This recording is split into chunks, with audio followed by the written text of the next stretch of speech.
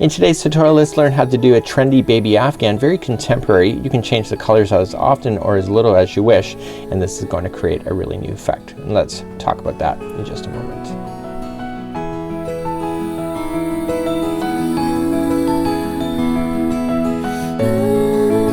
Welcome back to the Crochet Crowd as well as yarnspirations.com. I'm your host Mikey. Today we're going to work on the trendy baby afghan. Now this is kind of very trendy. It's like the grays and the beiges, and this is pale gray, and this is vintage white, and this is part of the Bernat blanket yarn, not the baby blanket yarn. So you can mix and match those, and we'll talk about that in just a bit. So what we have here is that we are changing colors very strategically, so it looks like it's a zigzag. It actually reminds me of piping of an of a cake that you would find decorated, and actually looks really neat. So you're going to need two colors to be able to do it. If you want to do this exact, if you want to change your colors more, that's up to you.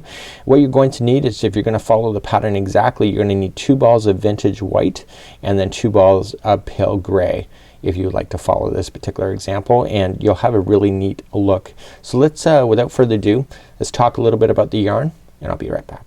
So here are two brands of yarn. One's called Bernat blanket, the other one's called Bernat baby blanket. What is the difference between the two? The only difference is marketing. So for example, Bernat blanket here is more geared to home decor. It's more solid colors, more adult in nature, where the Bernat baby blanket here has colors that you would see typically in baby afghans, baby colors, nursery rooms, even colors that are more geared for kids. So you can actually mix and match. What you will know, and what you should know, is that there's no two colors the same. So for example, the Bernat blanket, there's no colors that are in this line that are also in this line. So you can look in between the two and actually kind of mix and match. So if you're looking for a vintage white, you'll look for this one. You're looking for pure white, you're gonna look for this one. So you just mix and match, and it's a lot more easy. You can do anything that you want to with these particular tutorials that I'm about to teach you today, and it's just a lot of fun. So let's begin to work on this project together. So here's my one yarn. So we're gonna need two colors. You gotta start off with one. In mine I start off with the pale gray, and we're gonna create a slip knot. Now the pattern asks you to do chaining of 78. So the 78 is what keeps it in line, but here's the secret. If you chain in sets of 2, you always have a match. So if you change the sizes, you will change the amount of yarn that you will need, and the afghan and all that information is available on my pattern. That's available. There's a link in the more information of this video. So remember, the first slip knot never counts as one if you chain in sets of 2, so 1 and 2, or if you're following the pattern, chain 78. That's up to you. So 1 and 2, 1 and 2, 1 and 2, 1 and 2, and 1 and 2. So once you get to the size that you want, you can stop, and then I'll show you how to do the next part of this tutorial. To do the next part of this tutorial, there is no border for this particular afghan, but what we're going to do is that you're going to go back the 4th chain from the hook. So just count back. So you got 1, 2, 3, and 4. Turn it over and get the back hump only, and double crochet twice into that same stitch. 1 and 2.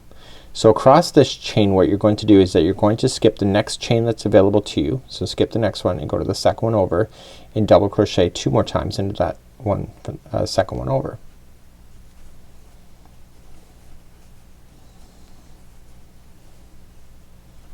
Just like that. Okay, skip the next one and go to the second one over, and put in 2 double crochets. And you're gonna do that all the way across. So no matter how big your chain is, so skip the next one, go to the second one over,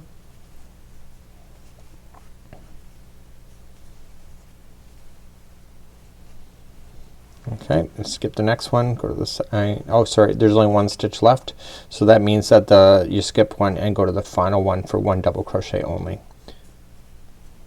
Okay, so the very final stitch will be one double crochet by itself. I want you to fasten off at this point, and what you have at this point is that you have all these groups of 2. So you see how there's 2. We're gonna be playing into the gap spaces in between these, so it's not a stitch, it's just a space. So you'll have 1 double crochet on the outside, 1 double crochet on this outside, and then you'll have them all kind of groups of 2 in between. Let's fasten off. Let me show you how to do that. So we're just going to trim our yarn.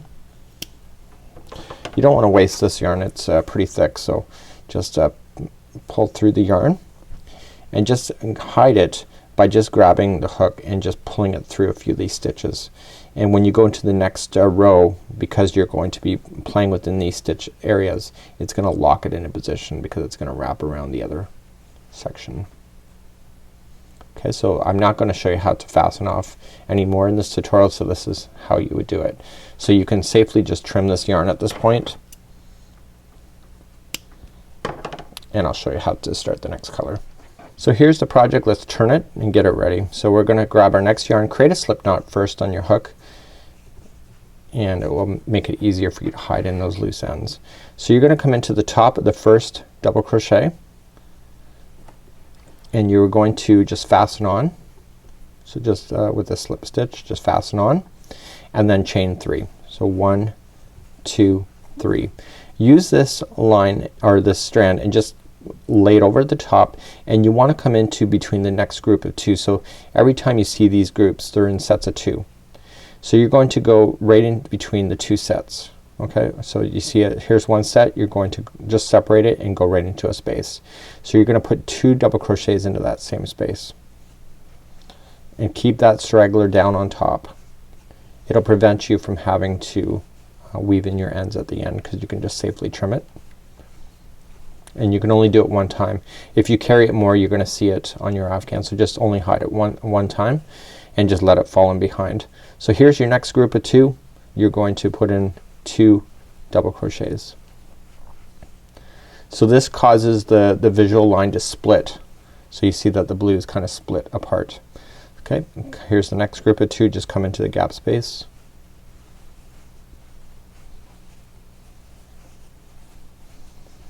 Okay, and then here's the next group of 2, and then here's your final. So you're gonna go all the way across doing the same thing. So you're going to just do 1 double crochet into the final, and then you're gonna fasten off. So you really can't carry your colors, because what's gonna happen is that the blue is gonna start on this side, but it ended over here. So you can't just carry your colors on the outside and then just throw it around the border. The only way you could do that is if you had 3 colors, and then you could carry it up and then just do a border to kind of hide everything in. So just fasten this off, and I'll be right back, and we'll start the blue once again. So I'm just getting ready for the next one, and because I buried this in, I can just safely trim if I want to. I tend to wait to the very end of my afghan. I don't tend to trim these, and so then it kind of looks like a mess at the end, but it's just easier to do it then, and then everything tends to stretch and then fall into place. Let's grab our blue once again. And remember, you can change the colors as often as you wish. It doesn't have to be 2 colors, it can be more. So we're gonna just go to the top of the double crochet that you ended with, fasten on, and chain 3. Okay, so here is your straggler, so leave it down on top.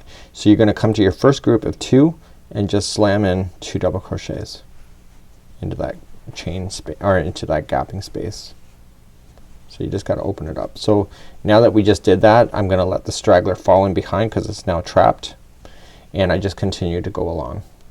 So because the lighter colors stand out more when you do this, the white is going to look like icing. It's actually really kind of neat. So whatever lighter colors that you have on your particular project, or accent colors, it's going to stand out really cool. Okay, so I just went all the way across. So all of these nesting kind of stitches just kind of sit within each other, so there's nothing moving like back and forth on a diagonal. It's all pretty easy. Once you get to the end, just double crochet into the final, and then you'll fasten off once again, and then you'll start the next color up. So you can really see that the zigzagging effect really happens. So this is kind of a cool thing. You just have to use your 2 balls of your one color, 2 balls of the next, continue until you run out of yarn, and then you'll have the afghan that is mentioned within the pattern. So until next time, I'm Mikey on behalf of the Crochet Crowd as well as yarnspirations.com. We'll see you. Bye bye.